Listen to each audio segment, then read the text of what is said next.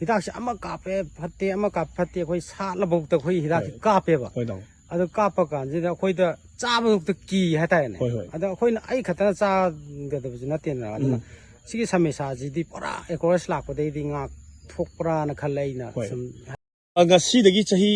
ahumgi mamangda akoina 2022 dagi hongna season rakpa horakpa across x haina manipur gi lofam da hadi kachin koya mafam jaga jaga khudi mokta chattuna akoina across x hai ba hidak se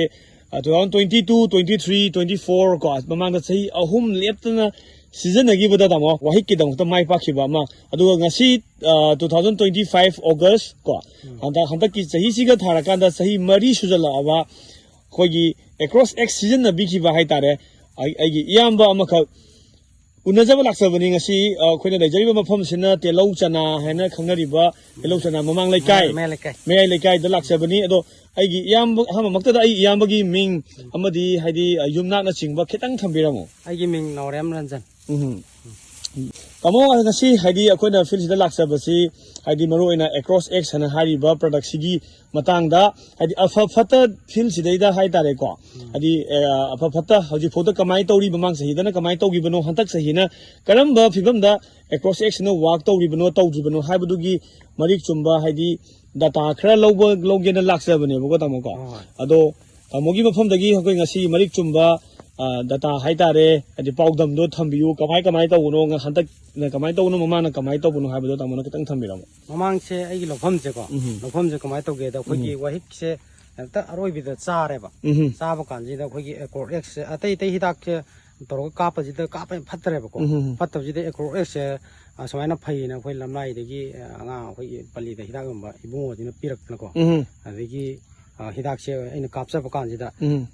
hidak lofam amana hidak ama kape haibdi lofam na to hidak se acor x se khoi kapsa ba matam ji da ko khoi asina acor x kap mafam che khoi kamai to da mapang bak question ma question ma to adudagi hena khoi cha san da bi da atopa jaga jina cha bangam da bi da ko lofam je kan gi ba ado aina hygienic badi lomi sinau jingda akhoi chu loje akhoi gi uri baje akhoi gi mi gi akhoi gi paisa pa ga lo u nate paisa di myam changa ba loje aduga lodi u phau thok ti le ta ba ta lo wahing na ti le mangan gra ba ta ni area je aduga akhoi na jo loksan je pi de ya da ba adi akhoi ju leiraga u bati nate na aduna akhoi sinau jingda hygienic badi yare go gi acor x masi je numit 60 days ta kapthok piragadi akoi wahik che amatta hojik mafam jida leju leitabni ko leitabani se aina haigna te masi mafam na thabak sina dum sakhi ne ba mafam matam chana kapthok piraga ya koi ji koi re tholei je sahi ahum muksu re ba theme ja ado si kapthok piraga khoi ka ta ne khoi thengna kap ta ga di akoi gi phau sala kan kap yawe ba adu kap ta ga de aina cha de ni ama khoi lau uri ba khoi ai gi mi jing hata ne pun samin na de ne ba aduna ngata kapok ta ga di tha ni 60 days ta kapok ta ga di khoi wahing na cha ba gi kano je lufam di da leirodra na khalle aina koraya se yamna adum masi hidak se aina phaire na aina sum yare go ki mijing jaina kaujaraga sai to gano gi hidak se sina ba de gi khoi wahek ta gi wai ari ba sathi ba na khoi gi kano makhan je khoi mang ngakpi kan bi le tin numit hapta ma yang do kan lo je asa sak thi ga ngak sanga ga lo do lopham do wan hona jaraga khoi gi pothok ti len re dum khoi gi sat pangam da na khoi gi sak thok wahing na sa gi ba de gi khoi gi yamna khoi ta awaba oeba abadi amamang chahida 2020 ga 4 da ko hoji ngasi 2025 ni ngasi august ki tang kunma pan ni ko tamo ngasi mokse do mamang chahi 2024 to tamo across x seasonary na ko takpi gi bo ko mamang da phangi ba experience di tamo kamaina tawi experience ja aina aton to gra ta ne ko yi ho de gi na ko sat pa bok je lo ju phajana dam sa le atai da ka pa du na ko yi เผาจีอมจันแล้วก็ชาติงำดับบีพอยเผา วะฮิเนี่ยจ้ากิบลีชุบทุกครับวันนี้นะมากิมาฮีมาได้ชุบทุกด้วยเนี่ยวะฮิเนี่ยวะฮิกิมาเท่าจะต้องมาดีวะฮิกิมาเท่าเสต้องมาดีมันน่าจ้าบันเตะมาโคกจ้าบันเตะแก้มนาเตะบอกว่าวะฮิเนี่ยต้องด้วยสิต้องมาสักกี่เผาสิกี่เผามันน่าสิสิได้จะมาขาดกี่จ้าบังกันมีมุทกะขัดแล้วสุจ้าบังกันมีก็ต้องมาสิกี่เผามันน่าสิกี่มันนิ่งได้ยาวอีกว่าไอ้ดิเสด็จสิงลีไม่ยามมันเขาคุยไอ้ดิมากี่เผาสิกี่บัตรจากชงนั่นว่าในยาวจริบะสิงลีให้บัตรอะไรคนไม่เตลอนแต่ให้อะไรก็ดีกว่าสุดท้ายสิงลีไม่มันยาวริบะสิกี่สิงลีสิได้จะมากี่ว่าฮิกิมามูมาให้ตาเรก่อนมากี่สติงก็ไม่ยาวริมาจินก็ไม่ยาวริให้ตาเรกังดงโตบะมาให้บะมาจินตัวนั้น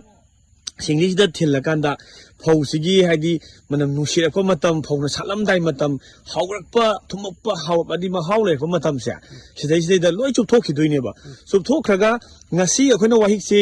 ตาเร่ให้ละกันดาฮอร์เรนนัตระก็ให้ยังนัตระก็นั่นวันฮับตาอามาเลยละกันดาว่าฮิกสิเผาสิให้ได้สิกระดับนั่นทีบะงั้นสิตากี่บ่อยตาก็สู้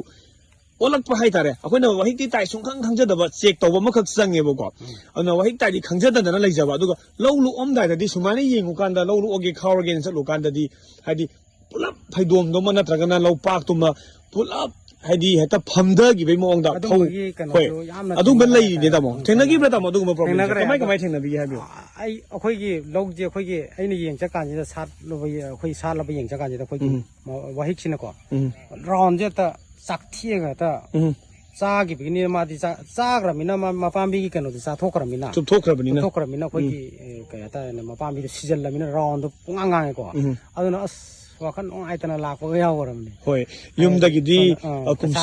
มซีกุมดูดาให้ดีเล่าเซนะให้ดีไอ้นุปีไอ้อิมาไอ้อิป้ากว่าแต่ฮัลโหลระบอิมาอิป้าไม่เอามาไอ้จ่าอิสูมาคอยดูจ่าพิจารณานี่ให้ดนะไอ้น่ะนุ่งทีกี้ให้ดีสิ่งจินบริษัทตะกี้น้องจูมาทำตะกี้เล่าคอยดนะเล่าดิชาดนะว่านักกันนะฮอนร์อาการดาแต่เมื่อ last ให้ดีผมให้ดีมาให้จารมได้ยออาการดาว่าฮิกน้ำมันหันกี่บกี้ลงมีกี่ทำไมชกไปสิสุดแต่ว่าให้ดีสิสุลงมีนั่นแต่ว่านั่นที่ขังไว้แต่เมื่อก่อนตัวทัศน์นั่นลงอุจจาระบ้าคนนั้นจารีบ้าการพูดนั่นดีเอาตัวพอร้องก็ตัว experience ตัวสุดท้ายวิวตัวไอ้น่ะพาวจับไอ้ก็ทำไมแต่พาวจับตัวพาวจับที่ไอ้กี่ลูกกี่แต่สวยไปสมัยน่ะคุยว่าฮิกชินซากระมังตุ้งแต่มังอีสมัยน่ะมังไอ้ลูกพัมแต่มังมาตัวไอ้แทงนรกเอโกเอสแทงนรกดีกว่ามาพัมจะกันมังกันแม่ไอ้ลงมีชนเอากินแต่พิจารณาแบบเมสเซสตีไอ้วิธีมวยจูไอ้น่ะมังวันมวยแต่อภาพหิตากสมัครใจไอ้น่ะสิกาโปสิพาบันีสิกาโปพาบันีหารกันมวยจูต้องพานิงบอกไอ้วิธีไอ้วันจะช่วยบ่ว่าบ่ตัวตายบ่ว่าบ่ตัวมวยจะตาจะนิ่งได้ตายในที่ลงมีชนเอาจริงได้ตายเลยแต่นะอุบลสัตว์ไอ้จะพี่เมื่อกี้จ้านะพวกอุบลมาตั้งที่ละประชาธิปไตยอันจังกระกาอาว่าบาดูสมัชชาตัวองค์นวิธามุตะยาเรียกกี้เอกอเอเชียสินบิโรมาดูกันลงตะกี้วันตะกี้กันเสียจะทำจะนี่มันก็น่าตามองให้ดีคุยลงมีนะอิมานีลงมีนะอิปานีให้บัตรเรก็ให้ดีลงมีคุดีมักอ่างอยสนุอันอยสนุคุยมาคุยบุให้ดีอิมาอิปาสักนะคุยนะให้ดีมาคุยกันมันลอยน่ากันดับนี้ให้บ่า ARA กรกีอาเจ็ดฟ้าให้ดี